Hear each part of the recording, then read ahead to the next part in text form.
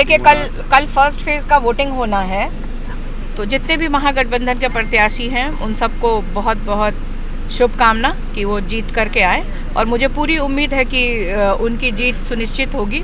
वो सिर्फ हवा में नहीं बातें कर रही हूँ मैं इसलिए बातें कर रही हूँ, धरातल पर रह करके मैं बातें कर रही हूँ कि जिस तरह से हम लोग मुद्दों को लेकर के गए हैं और जिस तरह से 10 साल में कोई भी काम नहीं हुआ है, जितने भी वादे हुए थे, इस आधार पर मैं कह रही हूँ कि महागठबंधन के जितने भी प्रत्याशी लड़ रहे हैं चारों सीट पे उनकी जीत सुनिश्चित है।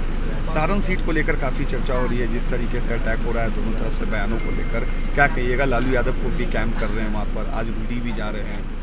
देखिए सिर्फ सारण सीट पे लेकर के नहीं हो रहा है, क्योंकि चुनाव तो 40 सीट है बिहार में लोकसभा पे, तो सब जगह पे इस तरह की बातें हो रही है। बट इसलिए क्योंकि देखिए सारण और पाटलिपुत्रा क्योंकि परिवार के सदस्य लड़ रहे हैं, तो इसलिए उस पर ज़्यादा अटैक किया जा रहा है भाजपा के द्वारा, एनडीए गठबंधन के द्वारा। बट इससे, उस अटैक से जनता को क्या फ़ायदा है? क्या उस अटैक से जनता को रोज़गार मिल जाएगा? क्या उस अटैक से जो हमारे परिवार के ऊपर जो टीका टिप्पणी कर रहे हैं उससे क्या किसानों की आय दुगनी हो जाएगी? क्या उससे बिहार में कोई फैक्ट्री लग जाएगा? तो इस तरह के अटैक बंद करके, और जो सकारात्मक चीज़ें हैं कि आपने 10 साल में देश के लिए और बिहार की जनता के लिए क्या किया, कहाँ पे फैक्ट्री लगाई, इसकी बात करिए ना, इसकी चर्चा क्यों नहीं करते हैं? तो वो अपनी नाकामियों को छुपाते हैं और इस तरह की इधर उधर की बात करते हैं।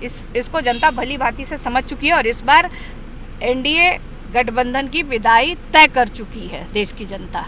अखिलेश ने भी कहा है कि जो 14 में आए थे वो 24 में जा रहे हैं। बिल्कुल ऐसा ही लग रहा है। हम लोग सब लोग तो जहाँ भी अपने क्षेत्र में घूम रहे हैं, जनता यही बात कह रही है। एक आखिरी सवाल, परिवारवाद पर बीजेपी बहुत अटैक करती है और अखिलेश यादव ने कहा है कि परिवारवाद पर बोलने के अलावा वो लोग संकल्प करें कि परिवार वाले को टिकट नहीं देंगे और परिवार वाले से वोट नहीं लेंगे। देखिए अखिलेश जी ने ठीक ही कहा है। मैं कह रही हूँ कि अब तो कोई बिहार में तो कोई मुद्दा ही नहीं है ना। देश के आगे अगले हिस्से में तो मुझे नहीं पता, लेकिन बिहार में तो कोई मुद्दा ही नहीं है।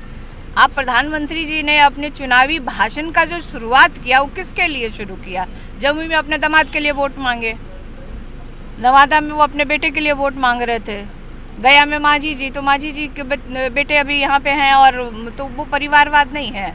तो ये सब चीज़ें जनता को इधर उधर की बात में ना उलझाइए।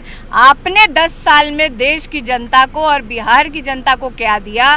बिहार का स्पेशल पैकेज का क्या हुआ? यहाँ फैक्ट्रियाँ लगनी थी, उसका क्या हुआ? 2-2 करोड़ रोजगार प्रत्येक वर्ष मिलते थे, 20 करोड़ रोजगार का क्या हुआ? किसानों की आय दुगनी हुई कि नहीं हुई? महंगाई कम हुआ कि नहीं हुआ? महिलाओं के मुद्दों पे तो इस पे क्यों नहीं चर्चा करते हैं प्रधानमंत्री जी और उनके गठबंधन के नेता?